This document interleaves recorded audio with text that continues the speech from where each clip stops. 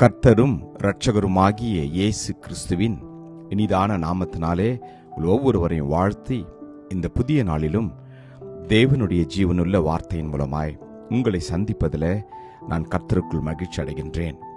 யோசுவா 24:15 கடைசி பாகம். நானும் என் வீட்டாருமோ வென்றால் கர்த்தரையே சேவிப்போம் என்றான். Joshua 24:15 the last portion. But as for me and my household, we will serve the Lord. Amen. கர்த்தருடைய நாமம் மகிமைப்படுவதாக. கர்த்தர் நம் குடும்பத்தையும் நம்மையும் ரட்சித்ததற்கு ஒரே ஒரு காரணம், நாம் இந்த உலகத்தில் வாழப்போகிற ஜீவனுள்ள நாளெல்லாம் தேவனுடைய வார்த்தைக்கு கீழ்ப்படிந்து, அவருடைய கட்டளைகளுக்கு கீழ்ப்படிந்து, அவருடைய பிரமாணங்களுக்கு கீழ்ப்படிந்து, அவர் நாம் எப்படி வாழ வேண்டும் என்று விரும்புகிறாரோ அந்த வாழ்க்கையை நாமும் நம்முடைய பிள்ளைகளும் நம்முடைய உறவினர்களும் நம்முடைய குடும்பத்தாரும் சந்ததியாய் வாழ வேண்டும் என்று கர்த்தர் விரும்புகின்றார்.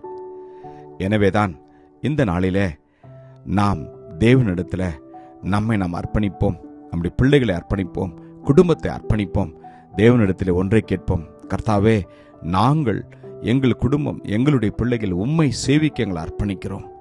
ஒவ்வொரு நாளும் இந்த உலகத்தில் வாழ்கிற வாழ்க்கையில அநேக பாடுகள், போராட்டங்கள், வேதனைகள், துக்கங்கள், இழப்புகள் மத்தியில் வாழ்ந்து வருகிற நமக்கு கர்த்தர் இந்த நாளிலே சொல்வது, நீங்களும் நானும் என்னை சேவிக்கின்ற போது, என்னுடைய வார்த்தைகளின்படி நடக்கின்ற போது அவரே உங்களுக்கும் எனக்கும் பாதுகாப்பாயிருப்பார்.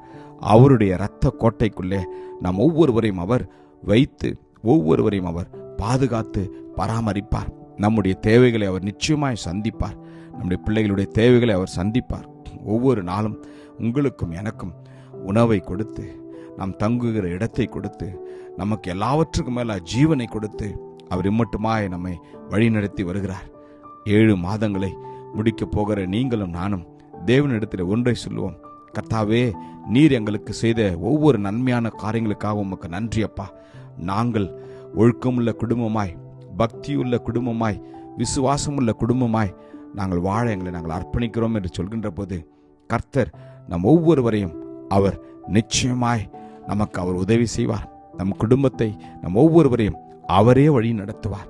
ஆம், சோதனைகள் வருகின்ற போது, போராட்டங்கள் வருகின்ற போது நீங்களும் நானும் கர்த்தருடைய வார்த்தையை முழுவதுமாய் நம்பி, அவருடைய வார்த்தையை முழுவதுமாய் விசுவாசித்து வாழ்கின்ற போது தேவன் உங்களையும் என்னையும் நிச்சயமாக ஆசீர்வதிப்பார்.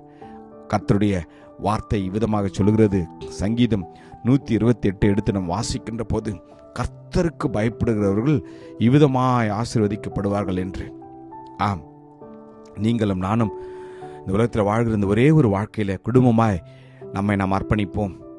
ஆம், அவர் சொல்கிறார், நீங்கள் எனக்கு கீழ்ப்படிந்து என்னுடைய வார்த்தைக்கு நீங்கள் பயந்து வாழ்கின்ற போது அவர் உங்களையும் என்னையும் சியோனிலிருந்து ஆசீர்வதிப்பாராம்.